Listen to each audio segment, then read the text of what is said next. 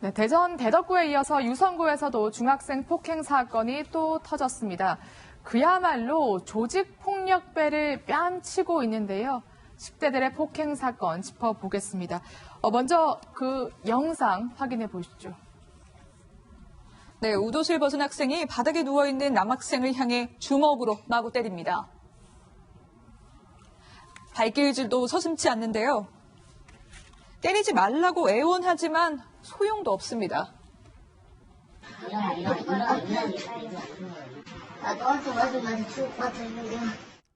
예, 목을 조르고 뒤에서 폭행이 이어지지만 아무 일 아닌 듯 태연하게 카메라를 보고 V자를 그립니다. 이 영상은 대전 중학생들이 동급생을 폭행하는 장면으로 이 폭행은 1년 넘게 이어졌고 폭행 장면을 직접 찍어 유포했다고 합니다. 네, 김 팀장 지금 설명 들어봤는데 왜 때렸다고 합니까? 예, 전화를 받지 않는 게 바로 폭행의 이유였다고 합니다. 네. 왜 내 전화 안 받아? 이러면서 수시로 아파트 주차장이나 공터를 찾아가서 폭행을 했다고 합니다. 이 폭행은 이 A군의 생일날에도 이어졌는데요. 네. 자신의 집에 온 친구들을 가라고 했다는 이유로 이제 폭행을 했다고 합니다. 이 폭행 때문에 A군은 갈비뼈, 손가락 등이 골절되는 피해를 입었습니다. 갈비뼈가 부러질 정도로 맞은 건데, 근데 이번에도요, 가해 학생들이 직접 저 영상을 SNS에 올렸어요. 그러니까 이제 우리가 일반 범죄자들의 그 경우하고는 전혀 다른 거죠. 네. 일반 범죄자들은 자신의 그 범행 그 모습이 뭐 이런 CCTV나 이런 데 찍힐까봐 전전긍긍하는데 지금 그 이 젊은 어린 이 아이들 같은 경우는 자기 주위에 있는 그 친구들을 저런 식으로 괴롭히고 하는 그 장면을 찍고 지금 아까 뭐 얘기 났습니다만 뭐 V자를 뭐 이렇게 갖다 대고 네. 하는 것은 이 찍는다라고 하는 것을 그 인식을 하고 있다라고 하는 것이죠.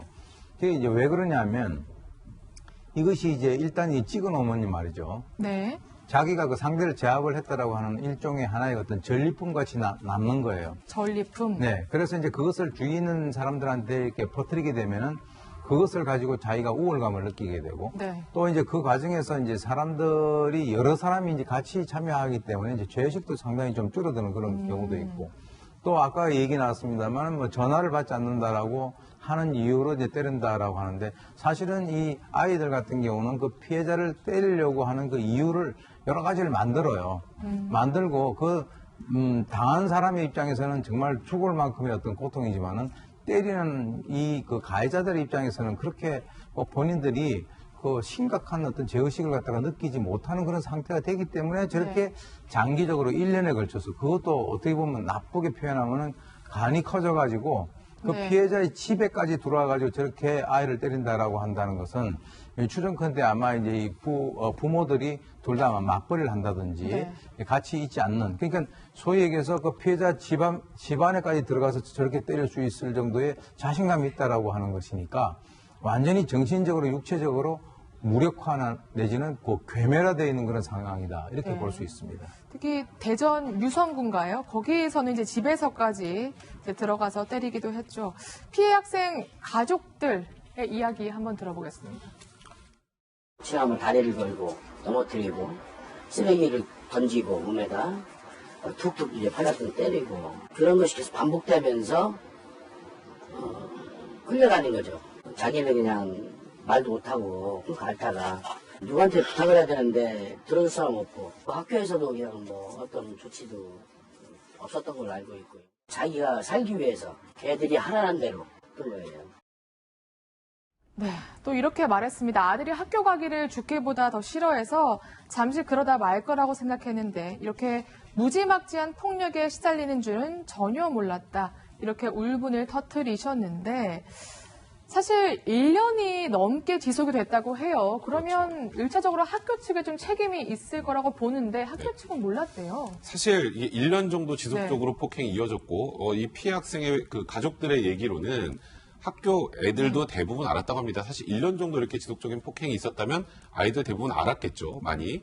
그런데 문제는 이 학교도 매달 학교 폭력 실태 조사를 하는데 실태 조사하는 과정에서 이게 나오지 않았던 거예요. 그래요? 그래서 학교 측 입장에서는 우리가 매달 실태 조사를 하는데 네. 특별히 신고가 있었던 것도 아니고 이게 표면적으로 드러나지가 않아서 몰랐다는 건데 사실 좀 안타까운 건 실태 조사가 너무 형식적으로 이루어졌기 때문에 네. 이런 1년 동안의 지속적인 폭행도 알지 못했던 게 아닌가. 그러니까 이 실태 조사 자체가 너무 유명무실했던 건 아닌가 이런 비판을 피하기 어려울 것 같습니다. 네.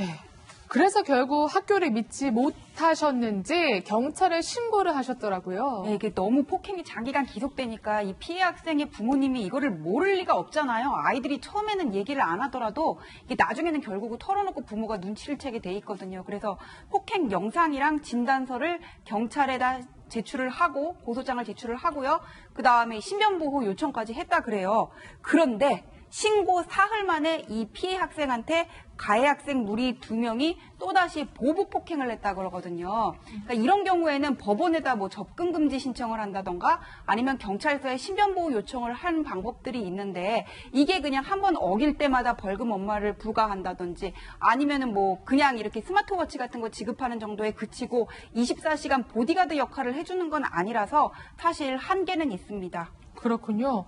그럼 경찰은 어떤 지금 대처를 한 거예요? 네, 경찰의 대응이 좀 네. 미온적이었던 걸로 보여요. 원래 신고가 들어오면요, 학교 전담 경찰관에게 이걸 통보해야 하는데 신고가 들어온 지 일주일이 지나서 이게 통보가 됐다고 합니다. 당연히 그 이후에 이루어져야 조치들도 늦어질 수밖에 없었을 텐데요. 또 이렇게 신고가 들어오면 학교는 피해자와 이제 이야기를 나눈 뒤 학교 측에 이 피해 사실을 알린다고 합니다. 그러니까 보복 폭행이 학교 내에서 이루어지지 않도록 학교 측에 알리는 조치를 한 건데 학교 측에도 이마저도 알리지 않았다고 합니다. 그렇군요.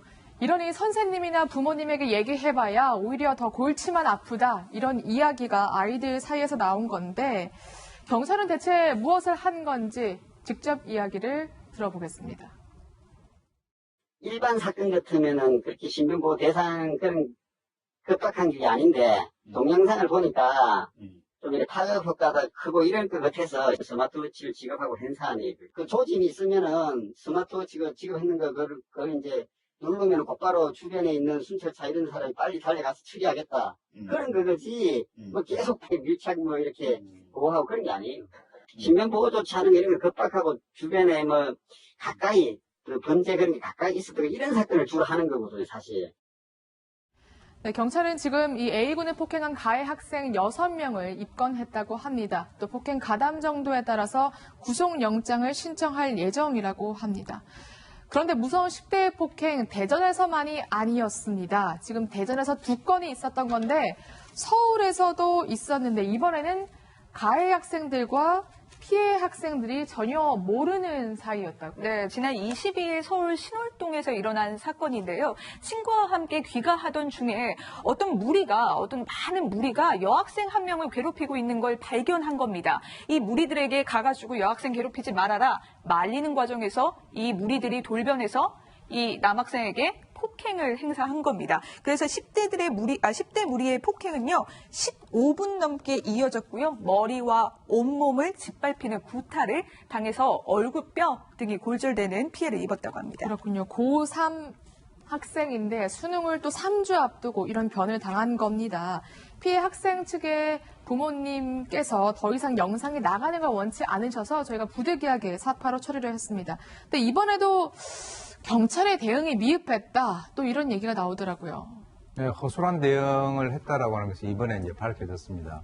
이 30명에게 집단 구타를 피해를 당한 이 학생 같은 경우가 그 당시에 이제 뭐 완전히 기절을 하는 그런 상태가 아니었기 때문에 그 출동한 경찰이 어떤 식으로 조치하는가에 대해서 지금 이제 진술을 하고 있는데요. 예, 신고를 받고 출동한 경찰이 현장에 왔는데 거기에 뭐 30명이지만은 그 신고를 받고 왔을 때 또 많은 사람이 빠져나왔겠죠. 근데 적어도 그 근처에 몇 명이 있었는데도 불구하고 그 사람들에 대해서 어떤 그 조치를 취하지 않고 그 임의동행이라고 하는 것은 뭐 어떻게 보면은 가해자가 선택을 하는 것이니까 너희들은 가도 된다. 이렇게 얘기를 했다라고 합니다. 그런데 중요한 것이 뭐냐. 지금 핵심적인 것이요. 이 뒤늦게 누가 때렸는지를 지금 모르고 있는 거예요. 숫자도 많았을 뿐더러 그렇다면은 지금 이제 3일, 4일이 지나가지고 경찰이 새롭게 이제 수사를 하는데 그 30명이 지금 어디가 있는지, 그 다음에 실질적으로 이 피해자를 주도적으로 때린 사람이 과연 누군지, 이런 것들이 지금 현재 전혀 밝혀지지 않고 있는 그런 상황에서 이 피해자나 또는 피해자 가족들의 입장에서는 정말 그 당시에 조치를 했었던 그 경찰의 여러 가지 그 사항들을 원망을 할 수밖에 없는 그런 네. 상황이 되고 있다 그럽니다. 그래서 그런지 지금 가해 학생들이 오히려 기고만장한 모습을 보였다 이렇게 얘기가 들리더라고요. 예, 가해 학생이 피해 학생한테 메시지를 보내가지고 너 나까지 신고한다며 그러면서 이번 기회에 후배들한테 잘 좀 해줘. 또 까불다가 얻어맞지 말아라 이런 말을 했다고 하는데 자꾸 이런 일이 반복되니까 소년범에 대한 이 솜방망이 처벌이 계속 문제가 되고 있거든요. 근데 이게 참 딜레마인 게 이런 학생들을 강하게 처벌해야 되는 것도 맞아요. 근데 이 친구들을 학교와 가정의 어떤 제도권 밖으로 몰아내면은 포기하는 게 되고 또 이 사람들이 점점 더 범죄의 늪으로 빠져들 수밖에 없는 그런 상황이 나올 수가 있거든요. 그래서 뭐 소년 분류 심사원이라는 거기다가 위탁을 해가지고는 이 아이들의 교화 개선 가능성이라든지 아니면 범행의 정도 이런 거에 대해서 충분히 심사를 할 수가 있고 보호관찰관 제도라는 것도 운영이 되는데 여기에 대한 그 운영 과정 이런 제도상의 문제들을 좀 더 전문화하고 그리고 보호관찰관 인력 이분들 보면 상당히 전문적인 그런 네. 분들이 능력 있는 분들이 많거든요. 인력을 좀 더 충원해가지고는 엄중한 처벌이라는 요구와 또 교화 개선 가능성이 있는 아이들을 선도한다는 두 가지 목적을 동시에 달성해야 되지 않나 그런 생각이 듭니다. 중요한 말씀 해주셨습니다. 사실 10대들의 폭행이 뉴스를 접하면 이제는 또야 이런 반응이 나올 만큼 더욱더 흉포화해지고요. 잦아지고 있습니다. 일단 숫자도 2016년부터 계속 증가하고 있어요. 네. 그리고 우리 오늘 다루는 이 두 가지 사건도 두 번째 사건은 부모님의 요청에 의해서 영상을 안 틀었을 뿐이지 대부분 집단적으로 폭행을 하면서 영상을 찍고요. 아시겠지만 전혀 죄의식이 없습니다. 보통 V자를 그려가면서. 그러다 보니까 조금 전에 전전 변호사 말씀하셨던 것처럼 이런 일들이 생길 때마다 이거 소년법 개정해야 되는 것 아니냐. 이런 얘기들이 나오죠. 그리고 이 학생들도 좀 더 강하게 처벌해야 되는 것 아니냐 이런 얘기가 나오는데 사실 지금 너무 솜방망이 처벌인 건 사실이에요.